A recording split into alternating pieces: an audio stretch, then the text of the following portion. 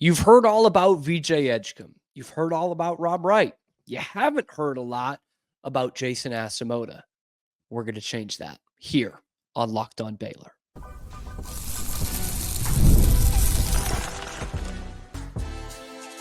You are Locked On Baylor, your daily podcast on the Baylor Bears.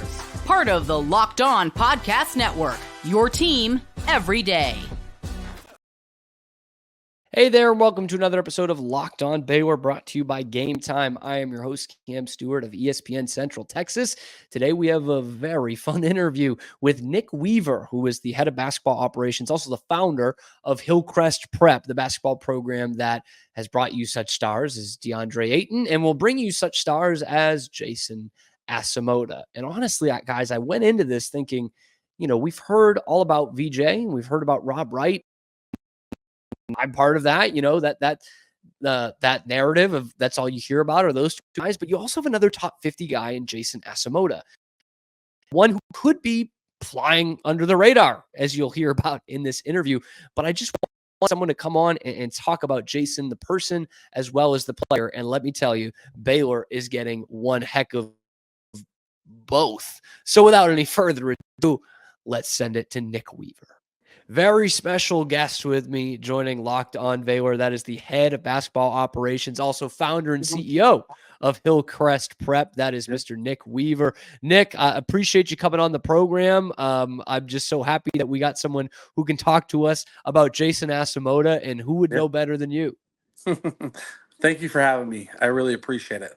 Yeah. Awesome. And so you're obviously, you guys run a national program out there at Hillcrest Prep, and you've had some terrific players come through there. I mean, some NBA guys come through there, and it looks like the next in that line might be Jason Asemota. So before we kind of get into his background and him, the person, what can you tell us about Jason, the player? What is Baylor getting on the court?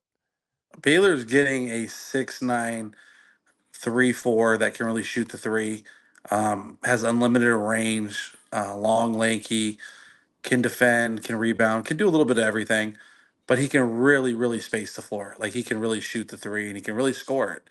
And he's a legit 6'9". He's not a kid that's 6'6", they say 6'8". He's 6'9", and he's long.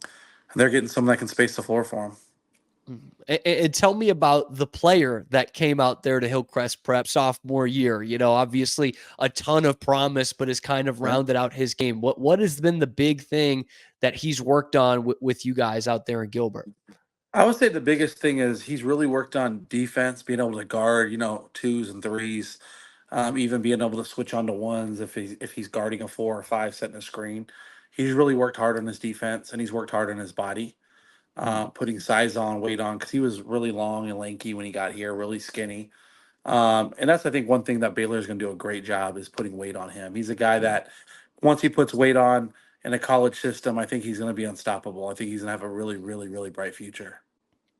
Yeah, and that was actually kind of leading me in my next question, because I think that's still a bit of a knock on him from some scouts, is he's still got to fill out that body. I mean, what 18-year-old doesn't, right? Mm-hmm. But is that something you do see as transitioning well for him into the next year, at least at Baylor? Because we see it with a guy like Yves Missi, long, lanky center, but could handle the Big 12. Do you think that is something that will be a good challenge for Jason, that Big 12 physicality?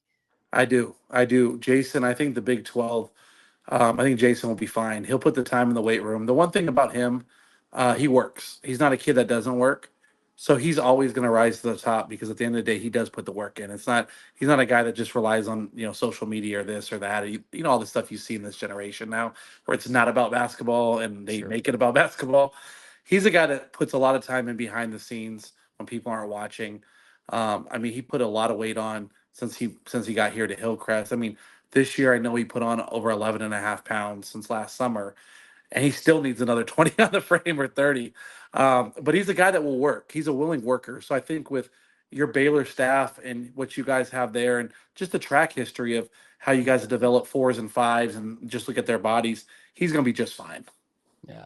And tell me about how you guys got connected. Was that something where, his coaches back in Boston are reaching out to you? Is he a kid that you're discovering? I know all the great players are coming from Yeah. prep programs like Yeah. Hillcrest, whether it's got the school attached to it or not. So Yep. I'm just wondering, how did that process kind of get to be? So we had just graduated a guard back then named Dalen Terry, who's in the NBA with the Bulls now. Hmm. A 6'8", long, lanky kid, played with a lot of energy. And I had seen Jason play when he was in 8th grade for Expressions Elite, an EYBL team. And I loved it. I mean, he played hard. He had motor. He was fiery. He could shoot the three. He could do a lot of things, but he just played so hard that I kind of started recruiting him back then. But at that point, he was already going to Brewster.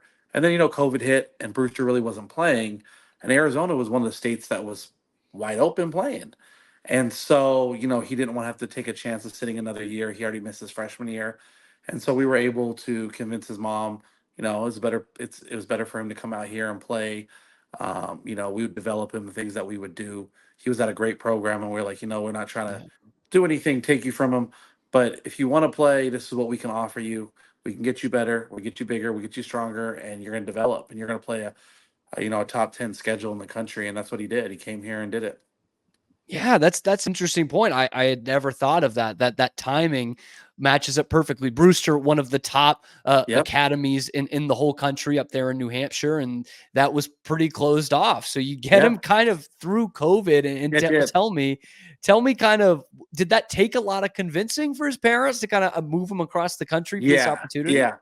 Yeah. His mom, I mean, she came down here and visited, but she was, it was a lot for her. He was the Yeah. baby of the family. He's the last. He has two sisters that were off at college, and she really didn't want to let him go, but she trusted us, and it worked out great for him. Yeah, and tell me about how he kind of handled that. Tell me about the kid that was Yeah. brought to you in Jason Asemota. So Jason's like, he's a funny kid. He's always, making jokes, doing stuff. But for the most part, he's kind of quiet, kind of reserved. Like once you get to know him, he'll joke with you and have fun with you. But he's a guy that, he keeps to himself. He's a humble kid. He doesn't do a whole lot of talking. He's not a big social media guy. He's not a guy that's on social media always, showing the world what he's doing.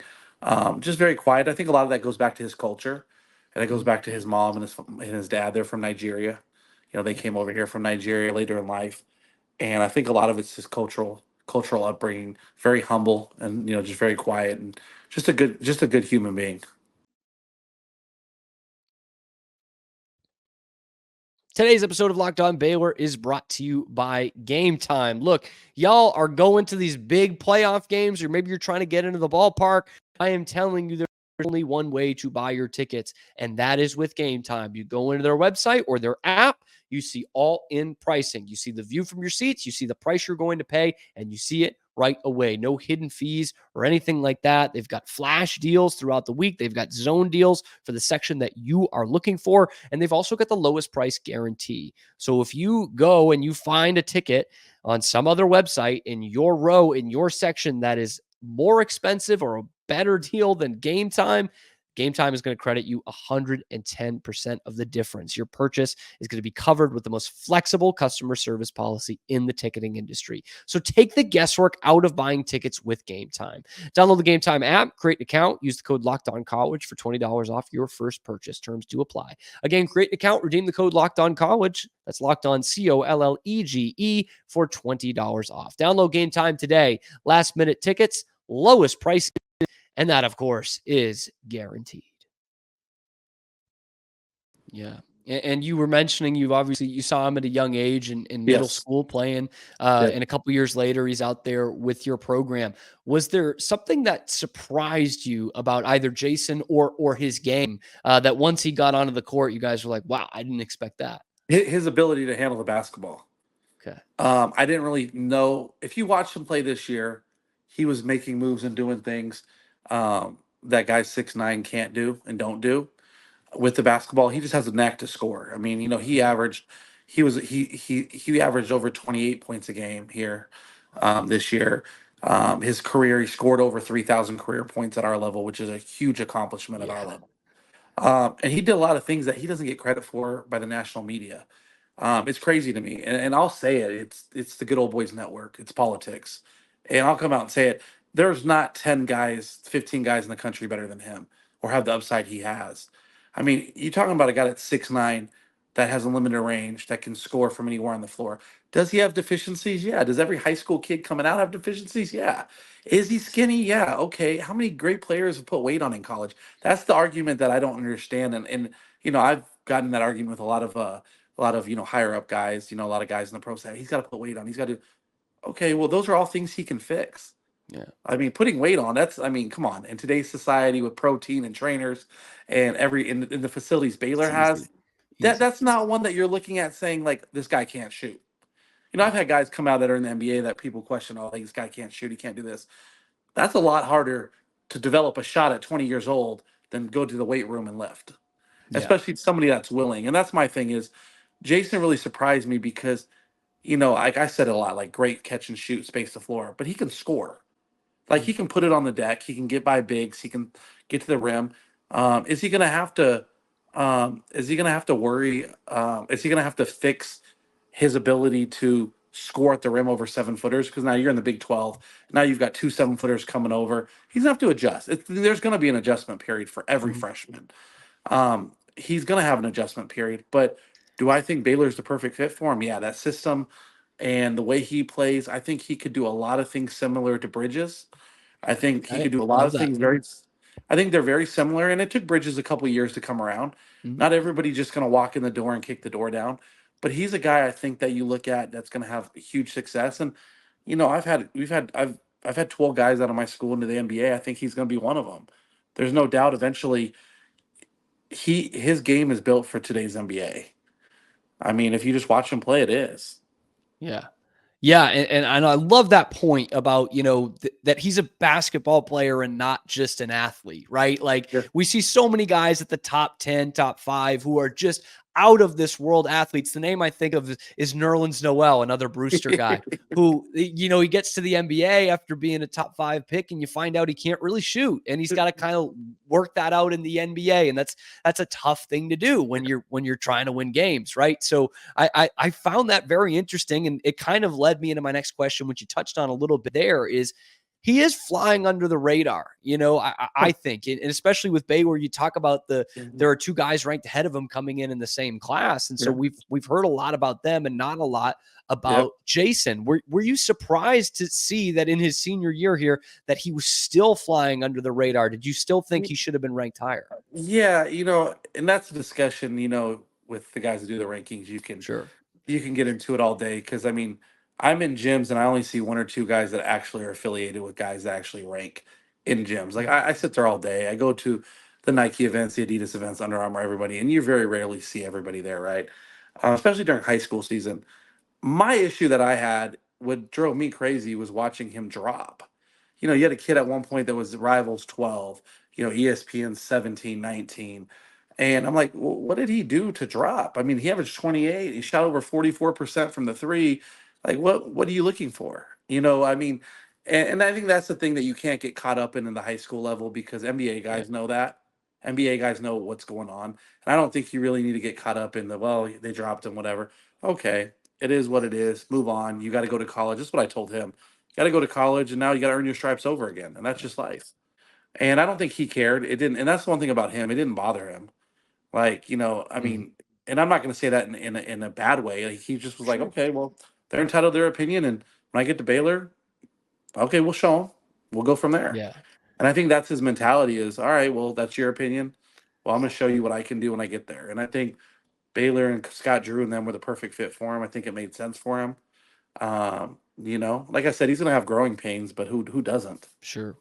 Yeah, and he definitely had like his fair share of the best programs in the country still calling you, I'm sure, and coming after him. So when Baylor shows that interest, what's kind of going through your head? I know there's Duke, there's North Carolina, and then Baylor comes in. So to answer your question from before also about why I think he flew under the radar a little bit, I think it's because he committed too early.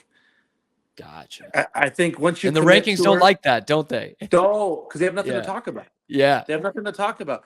I mean, he was going to commit his sophomore year. He knew Baylor was where he wanted to be. He went on unofficial, loved it, and waited till that end of that, waited till his junior summer when EYBL was over to commit. And he committed. And I was all for it because I just was like, you know what? You're happy. That's where you want to be. Your mom wants you here. You want to be here. This is your dream school. Hey, go for it. I think for him, it made sense. And so it was a no-brainer. But to the outside media, it was like, oh, once you commit, we have nothing to talk about anymore. Yeah. Then you start seeing them. If you look at the guys that committed early, they all slid. There's not one of them that didn't slide. Yeah. Yeah. And so when Baylor comes in, I mean, obviously this is a new thing for Baylor to be up with some of the top prospects. Oh, he had everybody. He had everybody. He was going to visit North Carolina the next weekend. So I believe we came to Baylor in August of his junior year, and the next weekend he was scheduled to go to UNC, and we didn't, of course, make it because he ended up committing on the spot.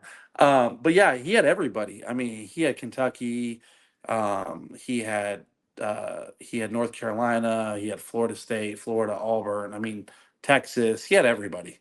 Yeah.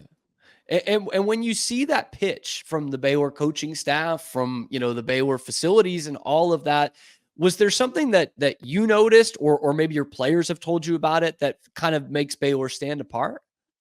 Scott Drew. I mean, he's got an aura. He's got a presence about him. And when he wants somebody, he doesn't let him out of his sight. He was very, got to get him committed. Let's get him. Let's get him. He was on it. And to his credit, he had a great staff and still does. I know a lot of the guys they promoted, and a lot of guys that are there, amazing staff. And hats off to John Jacobs, who's no longer there, but John Jacobs was amazing at what he did, the way he recruited him. John, and AB was a great part of that too. But Scott, led the charge, and I think it's different when a head coach leads the charge when they're recruiting a player too. When a head coach is showing interest and a head coach is constantly texting and communicating, because a lot of schools, the head coach doesn't do all that. Yeah. You get a weekly text here or there, but when a head coach is constantly on you, I think it shows you the level of worth as a player, and you're like, okay, he really wants me. This is where I want to be. And the facilities are amazing now. Oh yeah, the new facility. I mean, what you guys have built are mind blowing. It's mind blowing. So we heard about Jason, the man, a little bit, but in terms of his attitude, like we always ask, what's this player's game? What are they like off the court? But I think there's a blend of both of that when you take a look at how a guy approaches the game. What has been Jason's attitude from a basketball standpoint for y'all? He approaches it every day with work ethic and works hard. He shows up. He's one of the first in the gym, one of the last to leave. He's a guy who just likes to play basketball. I think when he's older, he'll be a guy, whether he played in the NBA or overseas or whatever he does, he's a guy you'll see playing at the local YMCA when he's 45, 50. You know what I mean? He just likes to play basketball. Yeah. He's always in the gym shooting threes, doing trick shots. Even after practice and weights and conditioning, he'll be in there shooting half court shots, messing around. He just doesn't leave the gym. He's a gym rat. Well, we love that. I mean, there's no substitution for hard work, and that's very true.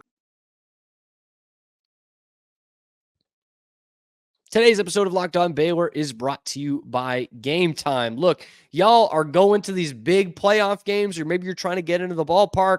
I am telling you, there's only one way to buy your tickets, and that is with Gametime. You go into their website or their app, you see all-in pricing. You see the view from your seats, you see the price you're going to pay, and you see it right away. No hidden fees or anything like that. They've got flash deals throughout the week. They've got zone deals for the section that you are looking for. And they've also got the lowest price guarantee. So if you go and you find a ticket on some other website in your row, in your section, that is more expensive or a better deal than Gametime, Gametime is going to credit you 110% of the difference. Your purchase is going to be covered with the most flexible customer service policy in the ticketing industry. So take the guesswork out of buying tickets with Gametime. Download the Gametime app, create an account, use the code LOCKEDONCollege for $20 off your first purchase. Terms do apply. Again, create an account, redeem the code LOCKEDONCollege. That's locked on COLLEGE for $20 off. Download Gametime today. Last minute tickets, lowest prices. And that, of course, is guaranteed. And I wanted to ask you, because you talked about in our correspondence before getting on here, you said he's an NBA talent, and you've laid out a couple of great reasons why he's an NBA talent. And once you get outside of that top 20, at least in the rankings, you're starting to think these aren't one and done guys. But Baylor had a guy last year that was outside of the top 20. That was Yves Missi, one and done guy. So as we sit here in May, I know there's a lot to work on. There's a lot to go. But you see Jason as a guy who is preparing for the NBA draft at this time next year. Yeah, I mean, I think he's got the talent and the ability to. It's just going to be depending on how Baylor uses him, how Scott needs him. If he has to do 2 years there, great. If he's got to do three, great. If he's got to go all four, great. I don't think it matters to the kid. The kid just wants to be part of a winning program. The one thing he always talks about is, I want to win a Big 12 championship. I want to win a national championship. And I think what Scott's done and what he's built there, and the standard that he's set now, national championship, Final Four or bust. I think he's going to attract those type of kids that want to win and are winners. And that's one thing I'll say about Jason. That's one thing I'll say about a lot of kids that I've coached or been around over the years that have made it in the NBA, and the guys that haven't made it. All the guys that have made it that you would say, how did he make? How did he make? They all have one thing in common. They're all winners. Yeah. They're guys that want to win, have a drive to win, and they were all part of winning programs. Their whole, if you look at from club, to high school to us, the success we've had, and they've all won, right? And if you want to win and you're a winner, it translates at the next level. It eventually comes out. And I don't really get caught up, like you were saying, like even Messi's he's a top 5, top 10 NBA talent. Right. You can't really get caught up in the high school stuff now with when you look at McDonald's All-Americans that are in the transfer portal. I don't know whether there's 26 of them. It's just a different world we live in now, and I don't think that kind of stuff matters. I mean, you got McDonald's All-Americans ranked in the 50s now. I was looking at one of the updates that came out, and you got guys at 41, 51, 50. I mean, there's a guy, John Bull, who's ranked, I think, 51 in the new update. He was a burger boy. So it's just well, it's just, you never know now. And I think it doesn't matter. I think outside of the top, really like 3 or 4 guys, I had DeAndre Ayton, who was a number 1 pick in the draft and a next generational type of talent, right? Everyone said. Outside of those guys that are just gifted and there's 2, 3 maybe per class, it's all work ethic at that point. It's who wants it more. And once you get in the 20s and 30s and rankings, from 20 to 100, it doesn't matter. It's just all about preference at that point. Yeah. And we know Jason is an insanely hard worker. And I think one of the things that kind of drives him is one thing that hit me. I thought this was really cool. And that is his relationship with Terrence Clark, both Boston guys. And obviously Terrence, unfortunately, tragically taken away just before the draft a few years ago.